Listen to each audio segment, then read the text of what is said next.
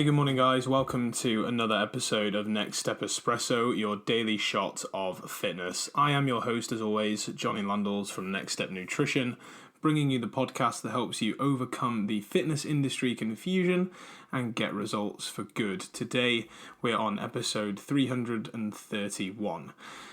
Sleep is one of those things which is absolutely key. If you've listened to this podcast for a while or followed my content for a while on Next Step Nutrition and personal pages, you will know that I am a big fan of sleep. Personally, I love it. I can't get enough of it. Nothing like rolling into bed at the end of a long day.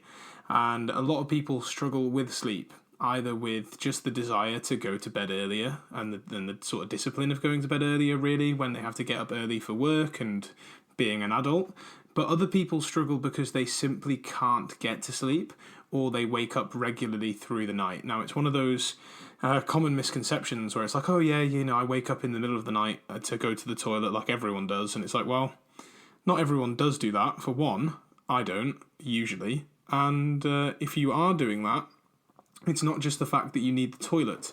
You're waking up and then you are realizing when you're up that you need the toilet. If you can sleep straight through, you'll just go to the bathroom first thing in the morning anyway. So your quickest way to discover whether this is the case or not is to limit your fluid intake before bed. But I mean, oftentimes I'm drinking a hot chocolate at like 9:30 before going to bed at around 10:30, and I won't wake up in the middle of the night if I'm sleeping really soundly. So what kind of measures can we do that are beyond the whole pre-bed sleep routine and get to bed earlier, which can help us get a good night's sleep, especially for those of you that do struggle to get to bed or wake up for several times in the night. So these techniques that I'm about to go through are from cognitive behavioral therapy, CBT, specifically CBT for insomnia. And I thought that they could be very, very useful to talk about on the podcast for those of you who struggle with insomnia or with mild insomnia, because it is very common and more common than people might think for those who don't struggle with it. So the step one would be to keep a sleep diary. If you can be super aware of your sleep habits in terms of what time you're going to bed, what time you're waking up, how many times you wake up through the night, and how refreshed you feel the following morning, then you can start to become aware of what might be going wrong. You might be aware of a really poor routine, for example, in terms of some nights you go to bed at X hour, other times you go to bed at Y hour, you get up at different times, there are some nights you sleep well, some nights you don't sleep well. By keeping a diary, you can then start to ascertain the patterns. What happens on the nights you sleep better versus the nights that you sleep worse? Because as soon as you can start to identify them, then we can start to action change, both in behaviours and in routine as well, to produce good sleep more consistently. The second thing you want to do is to tackle any negative thoughts that the lack of sleep might give you, because by worrying about it, you'll make it harder, right? People think that, oh, if I never sleep normally again, or, this lack of sleep is going to drive me crazy. These thoughts are going to make it less likely that you will get restful sleep. So if you're lying there thinking, I can't get to sleep, I'm never going to be able to get to sleep, oh, it's this time, I'm not going to get a good night's sleep, your brain basically just hears the can't get, it hears that positive action of you can't get to sleep. It's going to make it a self-fulfilling prophecy of the fact that you are telling yourself you can't sleep normally, so you won't be able to sleep normally. Your mind does have a big impact on these things, more so than you would realise. The next step would be to follow a decent sleep routine, right? So as much as I said that we were going to go beyond that, we are. But in terms of having a good pre-bed routine, it does encourage a good night's sleep. So have a think about trying to have a fixed time for bed and wake time through the week and the weekend, if possible. Keep your weekend days within sort of an hour of sleep and wake time as usual, because otherwise you're giving yourself a bit of jet lag really in the middle of the week, which can be hard to get from. Make sure that you avoid caffeinated drinks after midday, because they do build up over time and it will prevent you from getting to bed and sleeping well.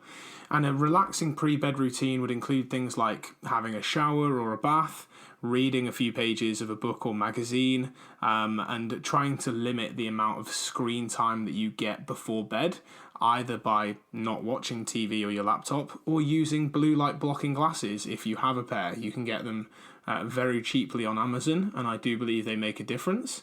You then want to make sure that your bedroom is cool, nice and dark, and nice and quiet. And if light is a problem, get a sleep mask. If noise is a problem, a white noise machine or earplugs are potential solutions for you to look into.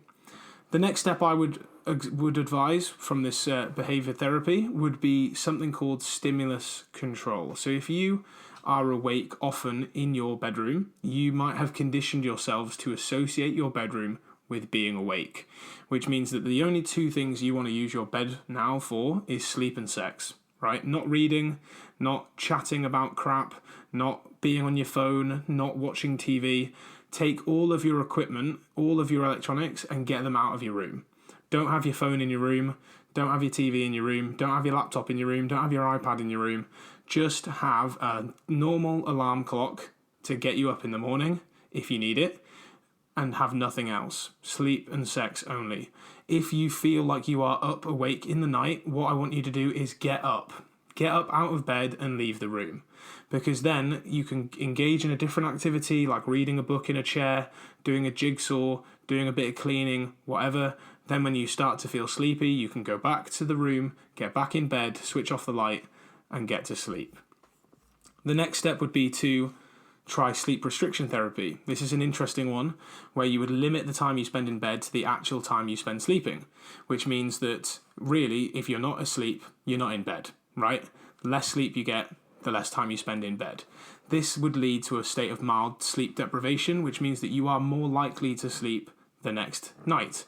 And if you don't allow yourself to sleep in to catch up, you can start to get a healthy sleep routine. So if you have to get up at 6:30 in the morning, you've had a bad night's sleep, get up at 6:30 in the morning and avoid compensating for the loss of sleep during the daytime. Sometimes power naps can be really useful, but napping during the day when you struggle with sleeping through the night will only make it more difficult for you to fall asleep later and will actually then make this cycle worse. The next step in this steps therapy would be to hide your clocks. So make sure that you can't see any clocks in front of you because that increases the chance of worry.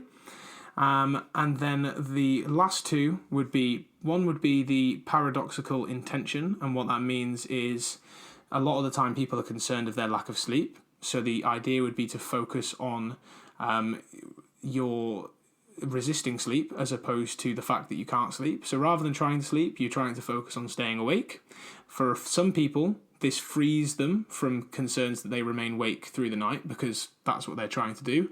And ironically, can have the effect then of helping them drift off because actually they're doing the best they can to stay awake. One for you to try and report back to see how it is.